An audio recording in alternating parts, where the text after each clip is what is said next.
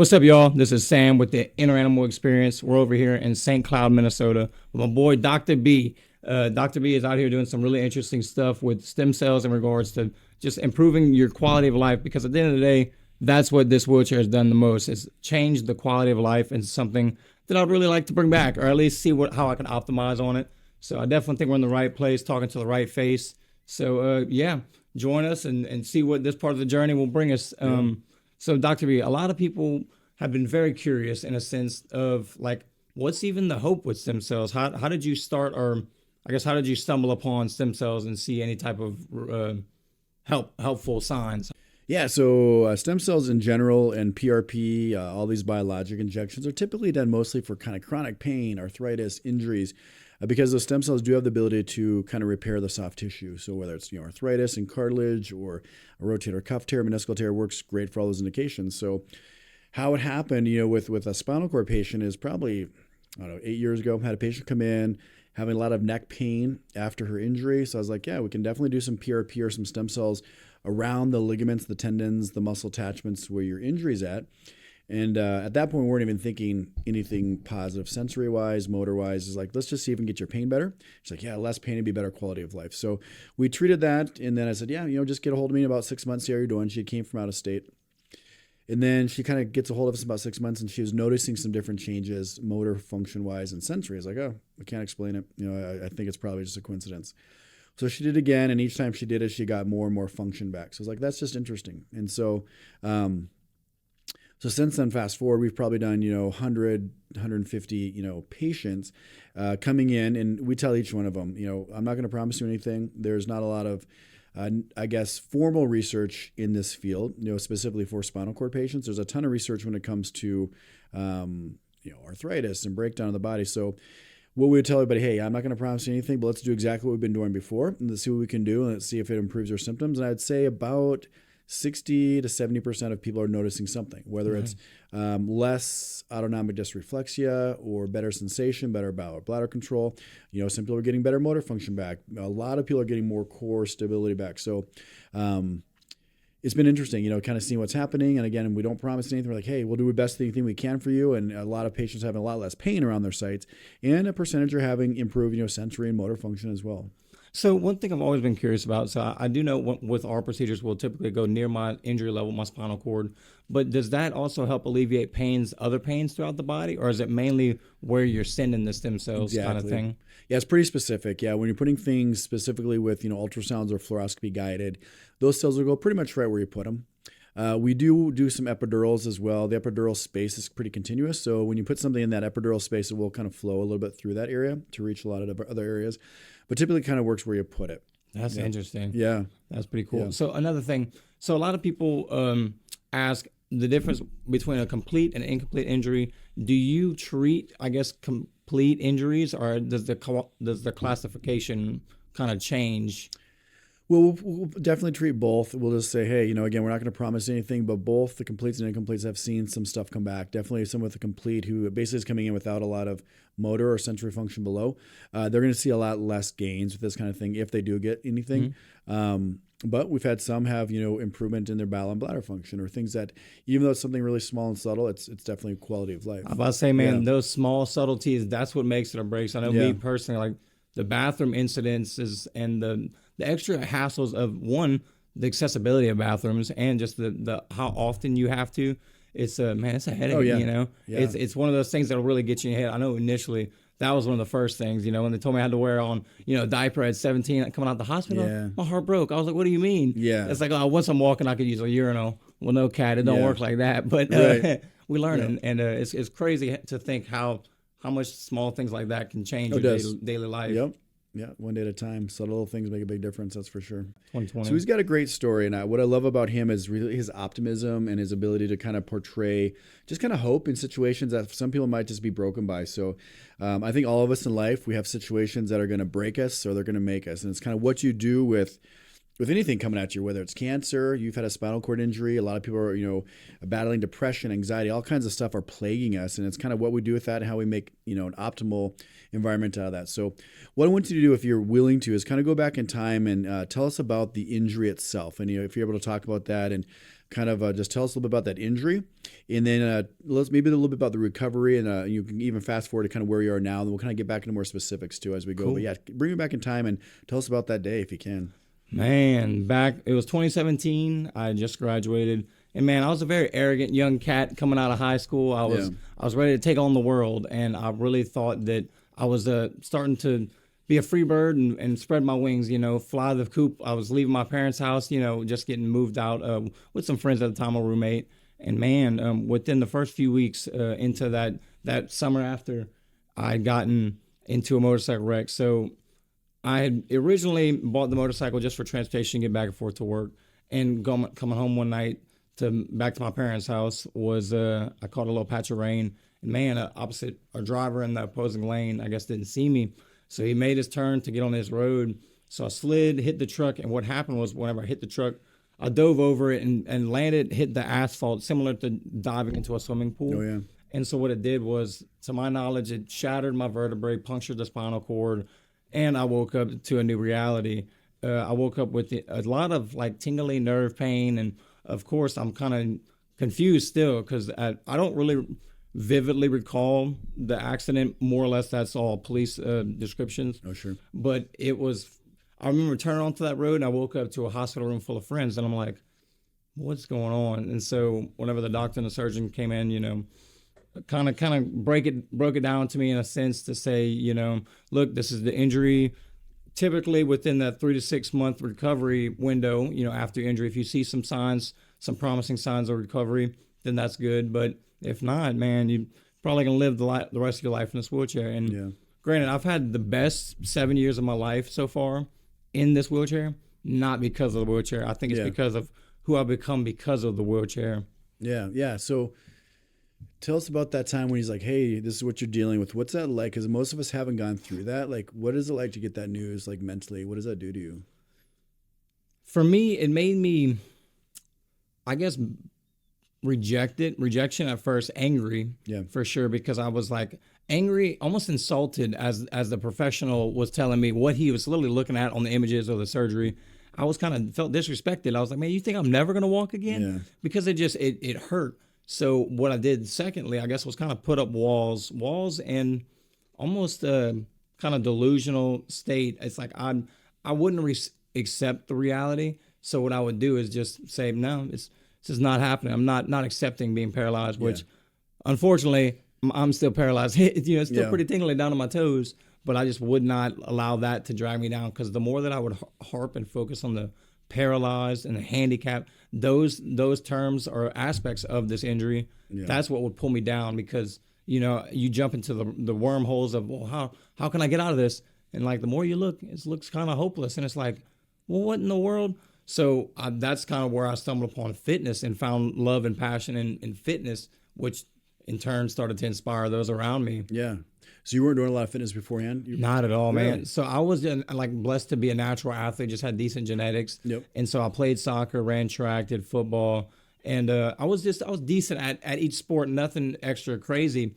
But I think if I would have understood the power of hard work, of that extra one rep, staying in the gym and putting in the effort, I could have been a great athlete. But at the time, I was, like I said, kind of stubborn and also very arrogant. I was like, I knew I looked good. I knew I played good. I didn't need to do work. Y'all had to do work to catch up to me. I was that kind of mindset. Yeah. And bro, the world put that to a stop. It was like, look, now we're gonna even the playing field then. And now I'm no longer ahead of anybody, or mentally I'm not. And it was like, it was kind of shell shocking whenever I did start to realize like what fitness was doing for my upper body, and just the progress-minded people you find in fitness is what I fell in love with, because regardless of what obstacle we're trying to overcome, similar concept, we're all moving forward. Yeah. How do you want to move forward?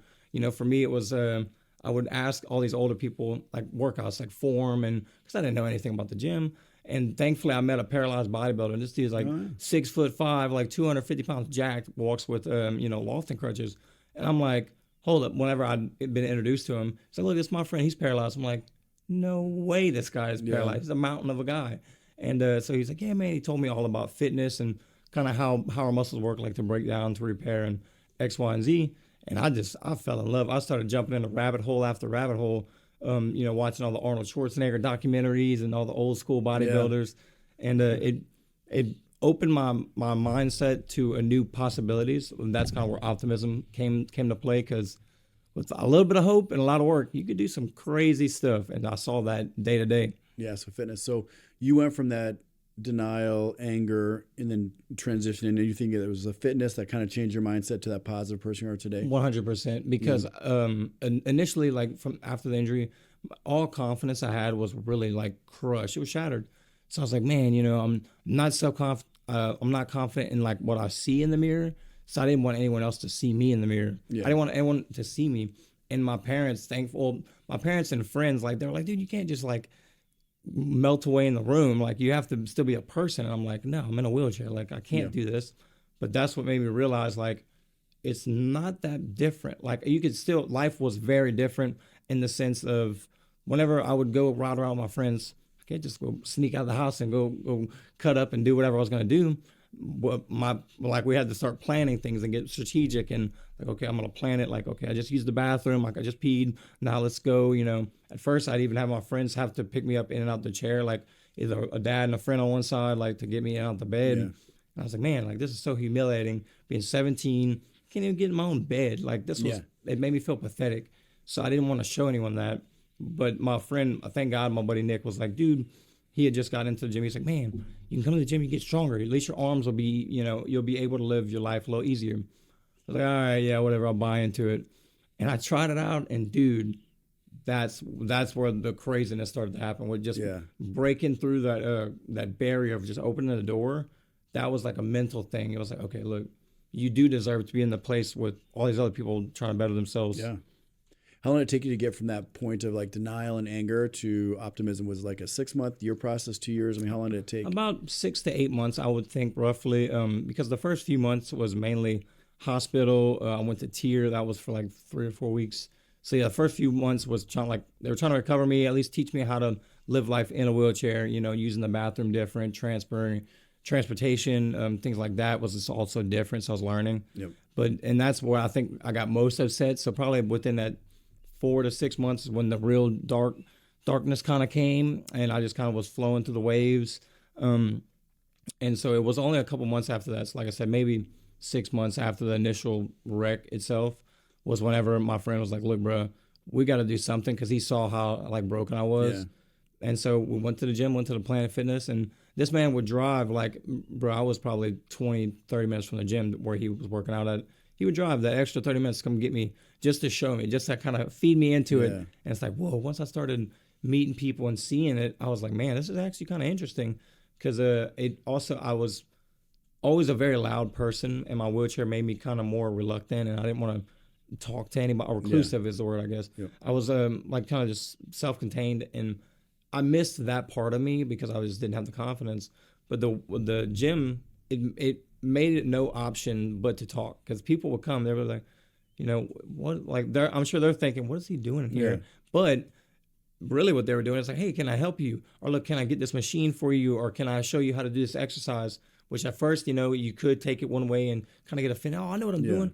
But at that time, I did not know what I was doing. Yeah. So I was like, yeah, what can you show me? What am I doing wrong? And man, I learned a lot. And you just start to learn about people, because I think a lot of us are good. People want good. But if we're so reluctant and defensive, how are they going to do good for you if you push them away? Yep. So I kind of had to learn that, the humility, or get humbled like that with my incident, I think. So, it got me out of my shell, just going to the gym. And that's what I think started to fuel this rise out of the depression and back to like a homeostasis. Yeah. So I want to go back to that dark, because you mentioned dark, and I know a lot of people going through whatever they're going through, whether it's another spinal cord injury, or they've got diagnosis of cancer, or just things are breaking people nowadays. And so you found yourself into that dark mode. And what are some of the big mental and maybe physical challenges you faced in those first 6 months? Man, so like I mentioned earlier, like, bro, the bathroom situation was first and foremost the worst. The pain, because in the hospital and stuff, like, and even coming out, the pain was pretty managed. Like they had me on all kind of medicine, painkillers, spasm medicine, whatever else. But what they couldn't really help me with was the bathroom medicine wasn't really doing everything. My bladder wasn't operating like it normally used to. So, like I said, just having to put myself 17-year-old that I thought I was a grown man. I was not, but I thought. And now I'm in diapers again. And I'm trying to figure out how to not pee all over myself. And like that would make me kind of feel like a child. Yeah. And it would, I think that's what like my mental would always harp on. Because even if I do it like an accomplishment or something good, that little voice in my head would be like, nah, dude, you still can't even pee on yourself. Like, you can't even use the bathroom for yourself. Yeah. You're nothing. And so it kind of kept pushing me. And what it did was like once I started getting in the gym, I started to hear less of that voice about like injury related issues. And it became, oh, wow, dude, you're weak. You only got 10 pounds, And that's what started to push, the upper body strength, the muscles that I could move relatively normal. That's was like, okay, well, how do I get stronger? Because, we're gonna outwork this little voice. Yeah. And what that started to do was, send me down the spiral of learning, okay, well, this is the anatomy roughly, and this is how things kind of work, and this is kind of how bodybuilding would work, and hypertrophy and all these things, meal prepping, nutrition. And that's when I was like, oh, wait a minute. So if I could use this little mean voice as fuel, fire is the gym, it's the work, and then the recovery, the replenish, the food, the nutrition. It's like things are starting to grow. And like, bro, I got out of high school at like 119. When I was out the hospital, I think I was like 114 pounds or something. Something very, very light, like a stick. Yeah. And now I'm like 150, which isn't crazy, but it's a lot. It's a lot of muscle for me. Heaviest I've ever been. That's pretty awesome. So tell me what that process too, because at least for so many of us, having a good support system is critical. And it sounds like that one friend that said, we're going to the gym, I'm driving a half hour, is a huge support for you. So how important has like friends, family support been for you to getting you through this? Man, without my family, I'd be in freaking hot water right now for sure. Cause initially I was just living like room to room, like roommating with friends at the time when I got my wreck. And so my parents were obviously my saving grace. They're like, look, come back home. They got my room all set up for me and stuff. And at the time we were living at a trailer, like a mobile, home or whatever. So my dad and his friend, they built like a 20-something foot long ramp for me to get in and out of the house. And so that was really cool to see, like me and my dad had just fallen out at the time. We were like real hot water. And then he instantly like forgot all that and came to rescue on his son. That was cool. And to see how the community came to just support at first, because a lot of people were like, I was kind of known in high school, so whenever the wreck happened, everybody realized like how serious this was, and in the blink of an eye, it all changed, And I think a lot of people resonated with that in some way, so they were, sending me condolences that everybody was coming and visiting, make sure I was okay. But a lot of those people tend to fade when they realize what comes with being friends with, someone in a wheelchair, because with all the extra things that my friends had to go and start thinking about, a lot of people, it drove a lot of people away. Like, really? For one, being I was disabled now I don't have my mode of transportation. That was the motorcycle that got wrecked. Yep. So I was like, well, now I'm back at home, kind of off the beaten path, a couple minutes from town. So now that, all right, less friends are going to come hang out, because after a while it gets boring just hanging around. And the wheelchair, a lot of friends that are in cars, the wheelchair doesn't fit, because if you got a car full of 3 or 4 of your friends, where are you and the wheelchair going to fit? Yeah. So that kind of changed things. And the fact that I couldn't just go out to the club anymore and just go do whatever I wanted, because I had to think of things like, what about the bathroom? What can I fit in it? Can all these little random things we have to think about as wheelchair users. It limited my ability to go do whatever I wanted. So that started to eliminate the bad friends, I guess I'll call them, or just the ones that were up to no good at the time. So, which that kind of forced me to the gym friends. And then the more I was at the gym, I was starting to notice, oh, wow, like these people don't mind doing a little extra. Like my buddy never complained about coming and get me in the wheelchair in his truck. He just would do it. So I started to learn how to find friends, not based off of what they have or what they offer, but who they are as a person. And if someone can make me feel like less of a obstacle or a burden to be around, then that's the kind of person I want to be around. That's the kind of, wavelength or vibe, whatever they call it nowadays, that I enjoy. The wheelchair, it shook a lot of things, because I was 17, so my friends were young as well. So while everyone else is kind of, partying, getting that phase out, and then they moved on to the big jobs and building families, I'm still at ground one. I'm still trying to figure out how to not pee on myself, And that's another thing, that the mental, it's like, dude, you don't have it figured out. So I'm like grinding hard. I'm like, I'm going to figure it out then. So how do you do that? Because it's all about perspective, because you constantly have to remind yourself be positive, keep going. This is not where I want to be. I want to be different or better or more. And how do you deal with the reality of having the injury, but also keeping a positive perspective? Because it seems like no matter what, something's going to creep in there and that negative talk is going to start pulling you away. So how do you keep that positive perspective going? So for me, and it kind of correlates back to with fitness. So regardless how mean that voice was at the beginning, if you go and train and do your regimen for 6 months, you're gonna go look in that mirror and you're gonna look different. You're gonna see different. You're gonna see progress. And if you follow the coach's rules, you're gonna see a lot of progress.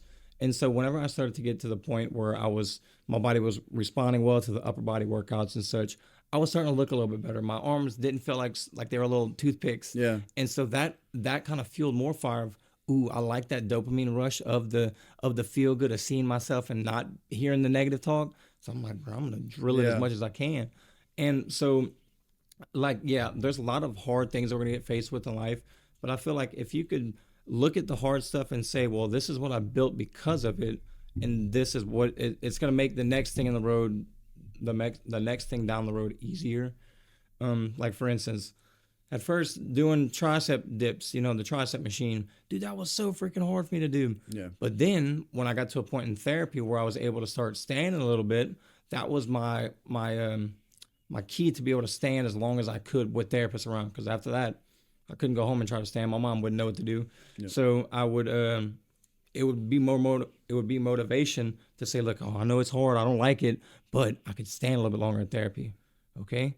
And then I would stand a little bit more in therapy, even though therapy at the time, nothing changed therapy. My arms were a little stronger, cool deal. Yeah. Being able to stand up a little bit more made me feel like a normal person for a little bit longer. Yeah. Which I feel like maybe dopamine from that is whenever I go through really hard circumstances, I like to see like, dang, that sucked. This is what it taught me. Now moving forward, I'm like, okay, I know what doesn't work, and I know what knowledge I was able to take away from the predicament, recovery wise, relationship wise. Yeah, I learned how to take the losses and find the lesson in them. Yeah, that's a very mature perspective. I love it.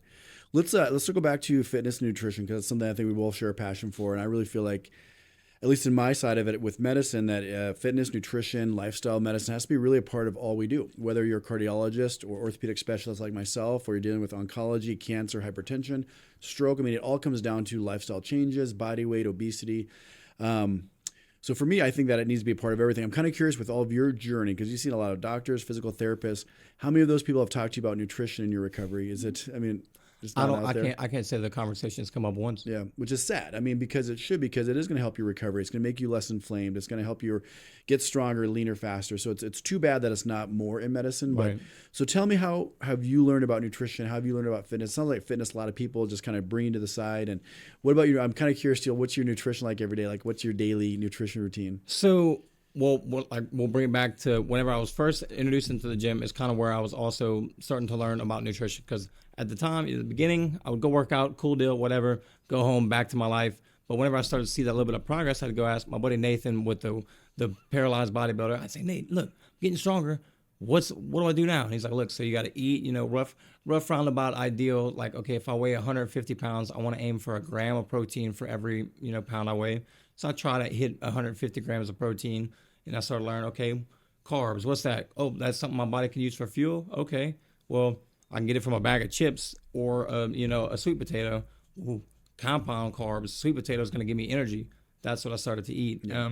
Started to learn little tricks like that, and to understand just the fundamentals of kind of, in layman, how do I say that? Kind of just like basic nutritional standards, I guess. And I started to realize, wow, like if I do eat semi-decent, because keep in mind, I was not taking any diets or anything. I was literally just rice and gravy. But he taught me, look, portion control. And like, yeah. I mean, at first he even made me, I got a little scale and would weigh out my food. It's not that serious now. Yeah. But just to kind of where I'm like, oh, wow, I can eyeball it. Because I'd always say, no, man, I eyeball these. Like, dude, you don't know how much a cup of rice weighs or looks like. So I would go and meal prep and do that. And what it started to do was making the sleep a little bit better. My bowels were a little bit more normal. My the bladder was a little bit more predictable. Things like that are like normal people don't even think about if they're inflamed, if they didn't poop today. Yeah. Guy in a wheelchair like me, bro, I'm terrified if I didn't poop this morning. Yeah. I'm on edge all day now. So being able to like start to regulate those things made it super like, mentally beneficial, because I wasn't so stressed out about going to work out. now was more excited because I'm seeing the progress and I'm fueled up for it. And now, granted, nowadays my nutrition is not, perfect by any means, but I do try to keep around that protein mark. I'm normally eat a lot more protein, and if I'm eating carbs, it's complex carbs or rice, stuff like that. I don't eat a ton of junk, but whenever I do, I eat a lot of ice cream and stuff like that. So Yeah. that's why I don't have a six pack, a little flab. No, Yeah, that's right. but I also believe in sustainability, and I think a lot of things that people misstrued with diets is regardless of what you're gonna do, either taking in or taking out, can you live like that for a week or a month? Or is it sustainable? And whenever I started to do that approach, it was okay. Instead of changing my whole meals, I was just eating a big old place of rice and gravy. Oh, now I would start proportioning it better and spreading it out, and then trying different stuff. Because I see a lot of people like with keto, for instance. Everybody, oh, I'm on keto and I lost 30 pounds in a week, or whatever. Okay, but then you can't live the rest of your life without. I mean, you Right. could, but you'd be Yeah. not a very nice person to be Right. around. Yeah, that's So true. it's like sustainability. I find is the key with dieting, the exercise. Like you don't have to be the hardest worker in the room. You just have to work as hard as you can and Yeah. to stay in the room. Yeah, baby steps, a little bit every day. Right. I do a lot of counseling on nutrition, and I always tell people, hey, 90% of the time, be clean, eat healthy. But when you have that cheat meal, enjoy it. Don't feel guilty. Go all out. So, what's your kind of go-to like cheat Friday night? What do you go to? Dude, Like, what do you crave? I love steak. I'll have like steak and a sweet potato and ice cream. That is my jam. Yeah. I've been eating a lot of salmon lately, a lot of like fish and chicken, just lighter stuff. But I prefer steaks until our steak prices jump through the roof. So we eat a little less steak. Right. But yeah, just trying to eat whole meals like that. So I don't even look at it as a cheat meal, but I Yeah. guess to some people it would be a cheat meal. Yeah. So I've got another question kind of for you. Like moving forward, like you moving our perspective to future, like what are you, two questions. The first one is kind of like physically, what are your aspirations physically in the future? Where do you want to get? What do you want to do? What are your goals on the physical side of things? So as weird as it sounds, I think I just want to be normal. I just want to be able to have the freedom of independence to know like that I could wake up and stand up out of bed. I could just walk over to any urinal anywhere and Yeah. pee normally. And I could go and pick up something if it dropped on the ground with effortless, and not have to worry about straining and pooping or something Yeah. crazy. I think just the normalcy of life is what I really chase. And it's a lot of wheelchair, or a lot of the struggles with being in a wheelchair for me have been due to like atrophy, for instance, and poor posture and things that I didn't really know or wasn't informed of at the beginning started to take a toll, and the pain made a big difference. So, for instance, I went from having a wheelchair with armrests to whenever I took the wheelchair armrest off, I didn't have much core, so I would tend to lean to one side or another. So unless my dad or someone around was like, "Hey, bro, sit up," I didn't even notice. So I did that for so long that I have scoliosis now, which I never had, prior. So it causes a ton of pain, and little things like, oh, if you're sitting in a chair too long, or working too long in a day without stretching, getting up, doing whatever, the pain, I'm like, man, what's all this lower back pain from? Yeah. But with simple stretches and stuff like that, it's been a lot more manageable and easier to alleviate.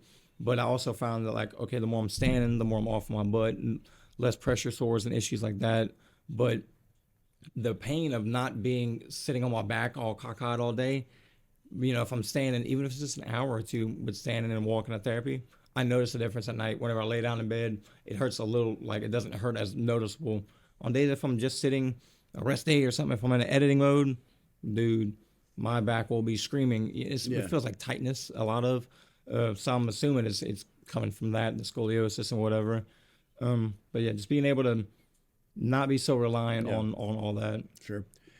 And on the other side of it, like I think God's given you a lot of other gifts. Like you have a great ability to communicate, and this injury has created a part of your story that I think can influence a lot of other people. So, on the professional side of life, what are your goals over the next year to 3-5 years? Where do you see yourself going professionally? So professionally, I think my biggest aspect would be to, I guess you'd call it an influencer sort of thing. I think I've made this joke. Oh, I think one of them just died. That's mine. I think one of the best things I've been saying lately is like, this is gonna be the next Forrest Gump. Just my own version of it in a sense. And I prophesied that to be true. I feel like, because I mean, from getting very known people to sponsor me and to have belief in me as giving me a lot of courage. And the courage is what really sets me apart. So I really think that if I'm able to utilize that as a sense to draw eyes to what's going on, that could benefit a lot of people on the inspiration side, the motivation. But also I would like to build enough leverage, viewership, I guess you'd call it, to be able to utilize that in starting a nonprofit with other SCI people. Sure. Like I've done at home in Lafayette. We have a group we get together. It's gonna be our second group meeting in a couple weeks. I got a couple physical therapists locally coming meet up with us, so we're gonna teach them some workouts and stuff we could do, just to help give people that as a resource. Because in Lafayette, Louisiana, there's not a ton of big resources for that. Whereas in Houston, you have Tier, you have Shepherd, and Colorado or wherever. They all have all these big facilities to help the furthering of research in spinal cord injuries with paralysis or whatever. I would like to somehow use my story and my leverage to help give leverage to someone else with a spinal cord injury. Because a lot of us, dude, it's very hard to get a camera crew and all this to even show people what you're doing, much less setting up all the stuff to do. So at first, it's like I would just go to the gym and set my phone down on a machine or on my wheelchair and do my workout. And now I got like my friend Madeline. She just drove me across the country to video and do all this stuff with y'all. And a lot of people, their biggest excuse is, well, I don't have that. Okay, cool. Well, here, I got the views. What are you doing? And so if I'm able to help people do that and to go through their recoveries, that would make me feel accomplished, something to be proud of. I think your story is going to inspire a lot of people. It's going to be pretty awesome. What, in closing, kind of advice would you give someone that may be going through a spinal cord injury and they're devastated, or some bad news or lost a loved one? What kind of advice would you give that person so they can someday have your perspective, which is basically hope? You've got hope and you've got a sense of joy. So what advice would you give that person struggling? I think a lot of people, and this may get overused, but if you learn how to look at the negatives and find the positive, that's where you'll see a lot of growth. Like for me, I think a lot of people, they just lose hope because of a grim situation. But in reality, that grim situation is literally just proof that you're stronger than you thought you were. Because I could be dead right now, and instead 7 years later, I'm kind of walking, kind of getting better, kind of doing a little bit of a lot. But I think if you just stay persistent enough, long enough, that's whenever you'll start to see things. So I definitely highly encourage any of you to think about the concept of one more, regardless if it's one more rep, if it's one more try day, one more hour of setting, whatever you break it down, whatever you're trying to do in life and move forward, just put one more in. I love that. And that's it. And just wait one more day. Yeah. I've had a lot of successful people tell me that it's little baby goals to the big goal. Your big goal might be whatever, but okay, by tomorrow I want to be able to do this, or by tomorrow I want to do this. And it kind of gives them a little goal. And when they hit it, you can do a little celebration and kind of celebrate those little victories, because eventually there might be a big victory too. So right, that little dopamine rush of just being proud of yourself. It'll carry you very far away, I think. I agree. Well, I love how humble you are. I love how inspiring you are. And I hope this message can get out there and just reach a lot of people. So I want to thank you for sharing all this personal stuff with us as well. Heck yeah, man. Well, I appreciate it. I appreciate all the help, and I'm looking forward to the next time I come here. All right. Sounds good. Cool. And we're out.